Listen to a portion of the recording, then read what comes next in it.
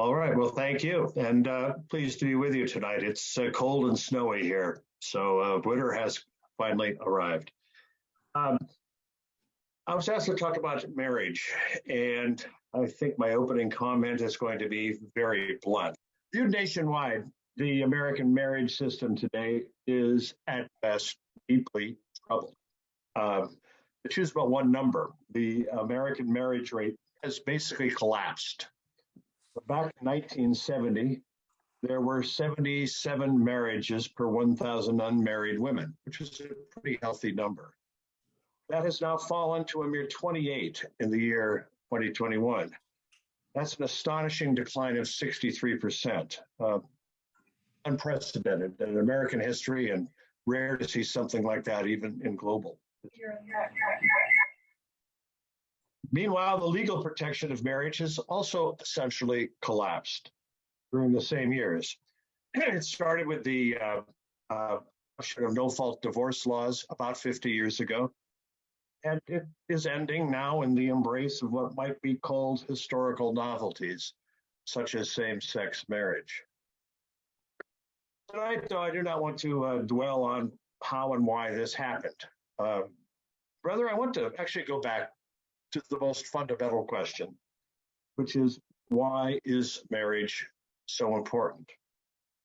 I'm going to offer you just some observations, some notes I've written down for myself on the basis of, I guess you'd say, sort of what are my philosophical presuppositions, and share some of these with you for the next few minutes. Now, these are mostly old truths. I don't think anything I say will be startling, but I do hope that I'm retelling them in a systematic way that might be helpful to you and to your work as well. Here's how I start. The natural family rests on submission to the divine spirit, to the will of God. And these are manifested, I believe, in human nature and in the broader order of creation.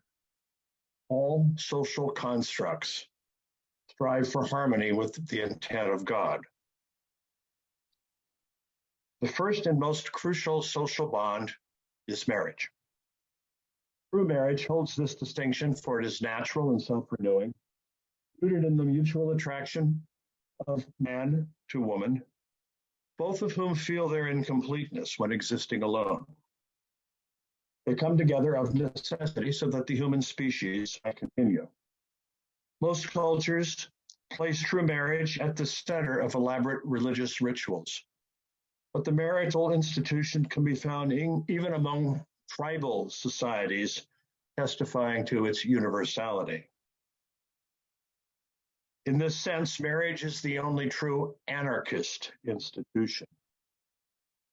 That means it exists prior to other human bonds, be they village, city, state, or nation, and it has endless capacity for renewal, even in periods of persecution, social decline, or moral degradation. That means there's hope, even in our time. In our modern age, each new marriage is an affirmation of life and of human continuity against the darkness which threatens to overwhelm the human spirit. Every new marriage is an act of rebellion against ambitious political and ideological powers that would reduce human activity to their purposes. Something happening right now. And each real marriage contains within it the power of biological reproduction, a throw of the genetic dice that brings to life new human beings, unique in their qualities. Marriage bears a special power as well. Equal in dignity before their creator, man and woman each hold special gifts, profound and powerful differences in thought, action, and skills. This complementarity transforms their union into something far greater than the sum of its parts. At the same time, marriage forms the foundation on which humans build other social bonds. Marriage is, at one level, a covenant between two individuals, a man and a woman who agree to give each other mutual care, respect, and protection. and who open their future to the life issuing from their sexual union. Marriage can fulfill this role and function properly only when the bond is assumed to be for life. Without that mutual promise, the efforts towards forming one flesh unions of man and woman remain tentative. The marital partners, out of fear for the future, will withhold some part of investment in time and energy into the marriage. The promise of indissolubility alone encourages the man and the woman to negotiate their way through the great difficulties and the differences that exist between them in mind and in body, and to bring healthy resolution to their common life. Incompleteness in the promise of marriage operates as what a crack in the foundation of a great building, spreading with the passing of time. Each marriage is also a covenant between the couple and their kin or extended family. In marriage, two families merge in a manner that perpetuates and invigorates both. Even in the denatured societies of the modern West, or our time of troubles, family members still travel great distances to attend the wedding of a cousin, a nephew, or a niece, still recognizing through residual instinct the importance of both the promise and the event to their own identity and continuity. More broadly, marriage is the solution to human society's universal dependency problem. Every community must resolve the same issue. Who will care for the very young, for the very old, for the weak, for the infirm? How shall the rewards given to productive adults be shared with those who are not or cannot be productive? In the natural human order, these tasks fall on kin networks, on families, where spouses care for each other in sickness or in health, where parents nurture, train, and protect their offspring until they are able to create marriages of their own, where the aged enjoy care, purpose, and respect around the hearth of their grown children, and where parents nurture, train, and protect their offspring until they are able to create marriages of their own, where the aged enjoy care, purpose, and respect around the hearth of their grown children, and where kin ensure that no family members fall through the family's safety net. Sorry for my repetition in there. Acceptance of these duties passes from generation to generation, as each child views the treatment bestowed by his parents on his grandparents, great aunts and uncles, and so on. These observations teach children as well the duty and necessity of begetting their own children, so that the chain of obligation within a family might not be broken. Marriage is also, and importantly, a covenant between the couple and the broader community. Procreation within marriage, the appearance of children, offers the best promise of new community members who will be supported and trained by parents without becoming a charge or obligation on others, and who will grow into responsible adults, able to contribute to the community's well-being. Predictably, children reared within marriage will be healthier, brighter, harder working, and more honest, dutiful, and cooperative than those raised in other settings. They will be more likely to acquire useful skills and knowledge, and less likely to slide into violent, abusive, or self-destructive behaviors. As such, each true marriage represents the renewal of a community through the promise of responsible new members to come, which is why every healthy human society invests so much ceremony and rhetoric in the event, and why an array of informal pressures strive to hold the marriage together. These are symbols to the husband and wife of the solemn importance that the event holds to neighbors beyond their intimate relationship and family. Humans instinctively understand that the strength of their community is dependent, in the end, on the strength of their marriages. If the marital institution weakens, or even worse, if it is politicized and made subordinate to ideology, then the social pathologies of suicide, crime, abuse, poor health, and crippling economic dependency surely follow. If continued over several generations, these pathologies born from the decay of wedlock will consume the community itself. Marriage, in turn, creates a new household.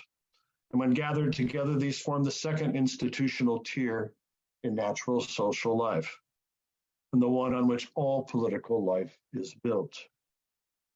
The household will normally encompass the wedded man and woman, their children, and sometimes aged relatives. Successful households are the natural reservoir of liberty. They aim at autonomy or independence, enabling their members to resist oppression, survive economic, social, and political turbulence, and renew the world after troubles have passed. Complete households must have the power to shelter, feed, and clothe their members in the absence of both state and corporate or industrial largesse. Such independence from outside agency is the true mark of liberty, making possible in turn the self-government of communities. Households functionally dependent on wages, benefits, and services provided only by outside sources or by the state have surrendered a significant portion of their natural liberty and have accepted a new kind of dependency, in some ways indistinguishable from servanthood.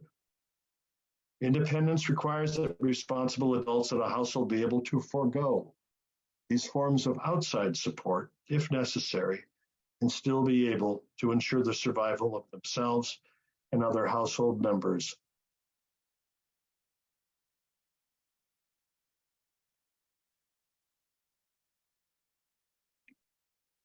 I hope in a sense I'll stop right there with at least those thoughts that I've written down, but underscore the central function here of the marriage as a place for young people to grow and learn. Indeed, a central function of the married couple household is the education of children. The household bears the obligation and natural power to transmit to children the spiritual doctrines and beliefs of the family, customs and folkways by which the household lives, the practical skills necessary for the later creation and sustenance of new households, and the knowledge required for successful engagement in the world of commerce. While outside agencies, such as parent-controlled schools, may be usefully employed for many of these tasks, those households fail which fully abdicate the education of their children to others.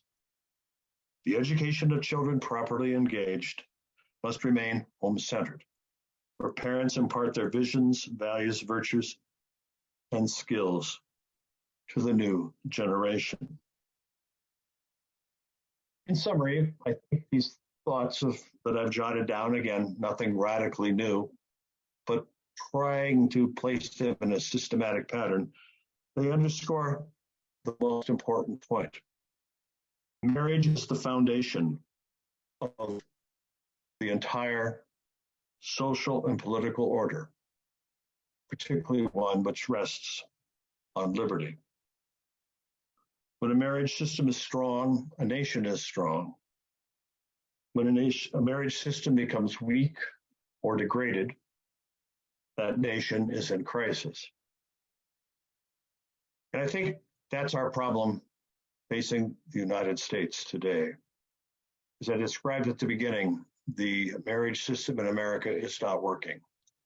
We were once the most family-centered and marriage-centered of nations. Just to choose one example, back soon to be celebrating Thanksgiving, looking back to the society that the Pilgrims, the Puritans built, in Massachusetts and Connecticut between 1630 and 1680. It was a remarkable marriage-centered society. The proportion of adults who were married was about 98%. Bachelors, or spinsters as they used to be called, were almost non-existent. Marriages came early. The average age for first marriage was about 23 for men, 19 or 20 for women, for young women. Marriages were strong, basically indissoluble, and they were fruitful. The average number of children born to the Puritans between 1630 and 1680 was around 9 per family. Perhaps the highest rate of increase ever recorded in human history, according to some demographic historians. Again, the first American colony to be successful was a family-centered, marriage-centered society. A pattern that would be seen in later American episodes as well, such as the era of the American Revolution. The very same patterns existed. Again, early and almost universal marriage, a high number of large families, again, reaching 8 to 9 children per family as an average. Society organized around strong, autonomous, independent households. Most of them were farming families, about 90%. Everyone, though, even those living in cities, had their own gardens, raised their own chickens, and so on. Again, seeking that kind of autonomy and independence and freedom which families represent. Since 1970, again, a period of about 50 years now, the American family system has faced a crisis. I've tried to understand it, tried to recommend ways to counter the trouble, and looking towards ways to rebuild a family-centered, marriage-centered social order. The World Congress of Family was mentioned. That was another effort to reach out to other family systems and other nations to find ways to strengthen our family units, our family system in this country, and to impart ideas to others as well. In fact, the 14th Congress was just held a few weeks ago down in Mexico City with a large attendance. We had over 9,000 people come. It's a great event. But that work continues as well. My bottom line, though, is this, is that the American past, again, shows a distinctive American family system that has been strong and vital at different periods of our history. There's also been past episodes of decline. The book I wrote, Family Cycles, examines those episodes in both directions. Right now, one could be extremely pessimistic, but I encourage you not to be. Actually, I think we are at the bottom of trough, but I think things are going to improve. This has happened in the American past before. The American spirit, the American experiment, the American experience is wonderfully creative in generating forms of social and familial renewal. It's happened before. I think it will happen again. And it's going to be through organizations such as yours, people such as yours, families such as yours, your churches, your extended families. I'm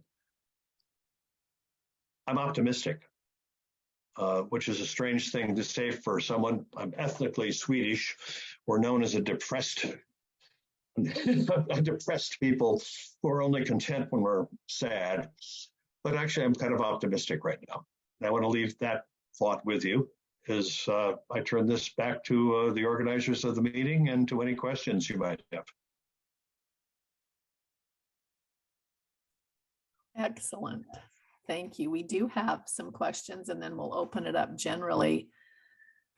So appreciate your comments. One of the first questions that we have is this. I understand that historically marriage has gone through cycles in terms of numbers of individuals who participate in it. With that said, do you believe this current downturn then in marriage and marriage rates can or will be reversed? Are we going to see us figure out what is the problem, as you said, and start to reverse this. Well, in a way, I answered that already, but let me give a more complete answer. Yes, I do think a renewal is possible and likely. What I can't tell you, because I don't know, obviously, for sure, is where it's going to come from. It may come from some unexpected and surprising places. Past periods of renewal often came from religious revival. For example, in the early 19th century, after a period of marriage decline and family decline, an episode called the Second Great Awakening happened, which brought renewal to family systems in New England in particular. But we also saw the emergence of actually a family-centered media. The early magazines, popular mass magazines of that era, played a major role in that, as did a turn by Christian theologians to a better understanding of family. I think looking forward, it's going to be in religious communities that hold true to the design of the Creator for life and families. I know a number of your participants in this meeting, I suspect, are members of the Church of Jesus Christ of Latter-day Saints. You are blessed with a good leadership. You are blessed with leaders who understand the centrality of family to the health of society. You are, I think, in good hands. There will be other such communities that already exist. I could think of some others that exist in places like up in Idaho, up in Moscow, Idaho. There's an evangelical Calvinist community that's showing great promise for its focus on family ministry and family life. And I know of dozens of intentional Christian communities that are emerging out in the countryside in many places, where Christian communities opposed to people wanting to have productive homes on the model of small-scale agriculture and small home businesses. Those are growing as well. All of these are, I think, ripe for a dramatic change and guiding and shaping a dramatic change in American life, provided they receive the kind of protection, the legal protection, and to some degree the political protection that they deserve and will need to move forward. So yes, I'm optimistic, as I said. I've seen the cycles in the past. The book I wrote, Family Cycles,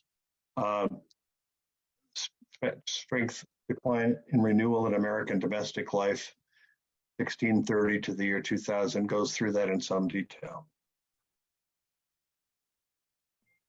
Thank you.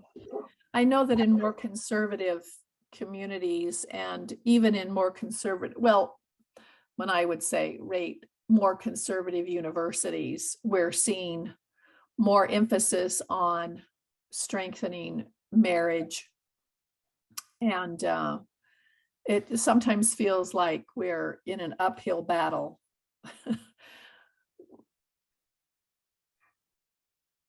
Yes. I wish I could tell you that there are a whole lot of strong, faithful church-related colleges and universities out there doing the right work. Many are not. Most are not. One of the tragedies of the last 50 years has been to watch so-called Christian colleges and universities by the dozens, even by the hundreds, basically losing connection with the family-centeredness of the Christian faith. Fortunately, there are exceptions, and new schools are emerging. I had the pleasure of teaching, as was mentioned, at Hillsdale College for some years. And it is not formally tied to any church, but it's a very religious Christian place. And the centrality of family life is very evident and very real.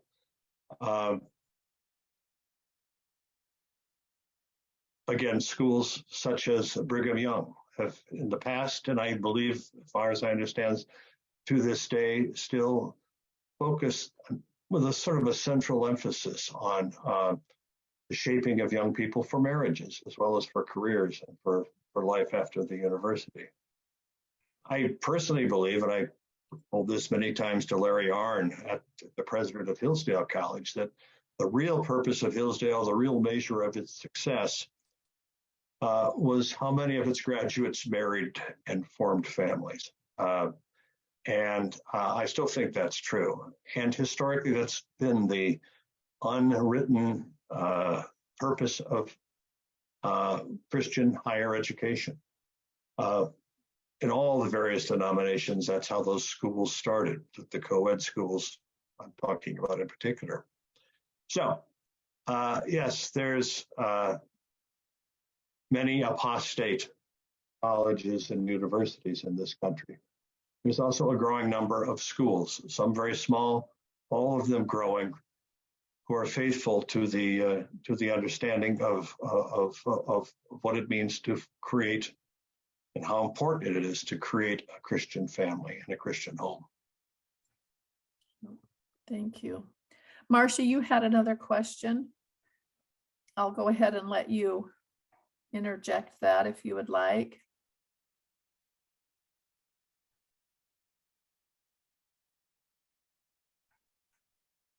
I was wondering where marriage gets its ability to strengthen societies. Does it come simply from the fact that it constrains sexual license or licentiousness in some cases, and that's what helps societies maintain and flourish when they have strong marriage cultures? Or is there something more about the institution of marriage itself that makes it so crucial?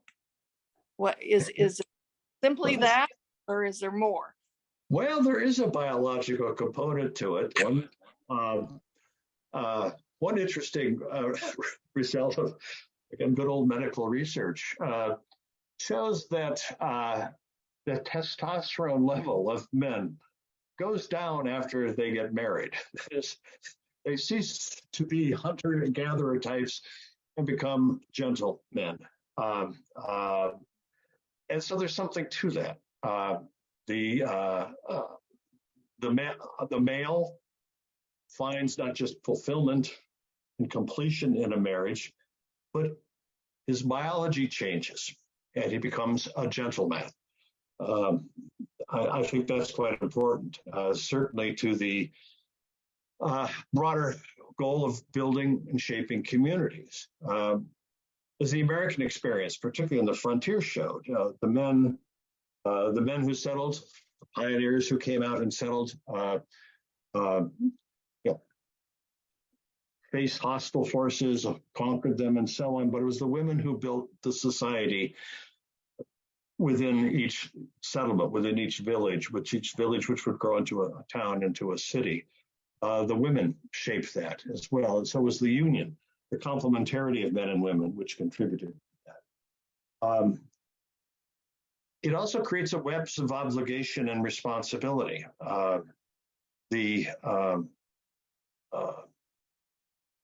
Marriage is a vehicle for clarifying responsibility, specifically responsibility for children. Children raised without parental supervision, particularly boys raised without sustained male supervision by their fathers, are reckless, or at least tend to be reckless, tend to find it very difficult to find their way forward, do not, by and large, become responsible citizens. There are exceptions, but unfortunately, they're relatively few.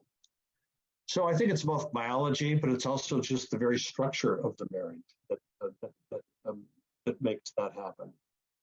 And I've used the word completion.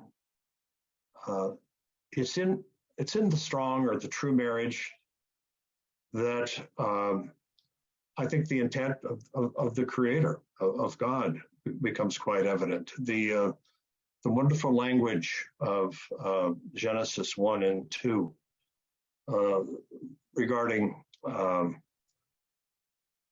the creation of man in his own image, male and female. He created them in his image, implying what G.K. Chesterton once said, that man is actually a four-legged creature. I like that concept, that idea. All of that, I think, builds into the patterns that we're describing and explain why a strong marriage system creates a strong society.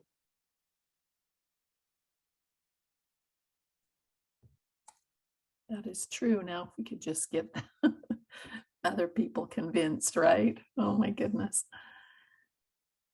We do, and again, I think it's going to be coming from the next generation. There's a lot of darkness out there right now, and again, it's easy to become depressed over what seem to be soaring levels of crime, social breakdown, of community disorder. But the renewal comes from I think from people looking for better answers. And the answer of marriage and family is the answer to most of the darkness that young people feel these days. It just has to be delivered. That message has to be delivered to them in a convincing, but also an exciting way. That can be done. I know that in my particular community, and maybe there are other parts of the country, that when a couple files for divorce, they are strongly encouraged to attend some marriage relations, couples relations classes. The judge will often order prior to that that they attend some counseling. And it's been interesting. I'd be interested to know any statistical answers that you might have on that. But I know that in our particular area, they have seen a decline in the divorce, that people coming in, once they do receive sometimes a little bit of encouragement, help, and mentorship through that process, have actually ended up changing their mind. Have you seen any of that kind of work going on in other parts of the country? Well, there are a number of effective ministries which have done work like that. Name, what's it called? This skips my mind right now, but I'm thinking of one in particular, which is actually documented, where they've managed to sign up, say, the pastors in a given town. It supports that kind of mentoring situation for married couples, helping them find ways to deal with stress and conflict, and finding ways to better understand what marriage is. Unfortunately, so many people are married with very little marriage preparation, or far too little to know what they're getting into. Yeah. And there's statistical evidence that it works if it's done well. Yeah. The problem tends to be once lawyers get involved, and then things can swiftly go bad. So most of that a lot of it is best done before the lawyers get involved. Yeah, that's true. Any other questions or comments from any of you? Please feel free to go ahead and open up your mic. I'm not seeing any others in the chat, but you might be sitting on your hands waiting for the open mic situation. So here's your chance. Allan, I have a question. We often hear the trifecta of the three-legged stool of God, country, and family. And sadly, we're seeing that decline of people's connection with God. And thus we're seeing our country's decline in godly values and also a respect for the family. We're, finding that kind of narrative being pushed in much of academia today. What are your thoughts on some of the best practices to counter some of the academic narratives and help our youth and young adults today to recognize the importance of marriage and its impact on society? Well, best practices, there's so much to say. Let me say this. I think the key is to find ways of framing old truths in new ways that recover the excitement that was once there. What am I getting at? Let me tell you the tale of the earliest Christians, the first, second, and third centuries after the crucifixion and resurrection of Jesus in the Roman Empire. The old Roman Empire at that time had all of the troubles and all of the problems that we have today. Infanticide, abortion, adultery, easy divorce, the abortion, very common. Again, infanticide, the rise of or the emergence of homosexuality as an open practice, transvestite practices, all were there, almost precisely like we have today. Along came Christians, the Christians, a sect out of Palestine, who carried with them an exciting message of marriage and family as the answer to the darkness that was descending or had descended on the old empire. So I've seen some recently down at the World Congress of Families. There was this one presentation by a family life group that I thought was exciting to watch. They were Roman Catholic. They managed to repackage or package again the exciting Christian message in a way that struck me as extremely powerful and useful, reaching young people with, hey, this is not old-fashioned stuff. This is fresh and new stuff, fresh and new things. This is something exciting, something you should get excited about. And it will fill the empty sides that in the darkness within your soul, which has emerged within the context of a very troubled society that we have today. In terms of greater specificity, I'm going to have to pass right now. But again, I underscore the desire, the need to recover the excitement of the early Christians who faced the same challenges we faced and managed to transform the society they were in. They partly simply outbred the pagans by building families, by elevating the status of women, by elevating the status of motherhood, by encouraging the building of responsible homes. It worked. And I think it can work again.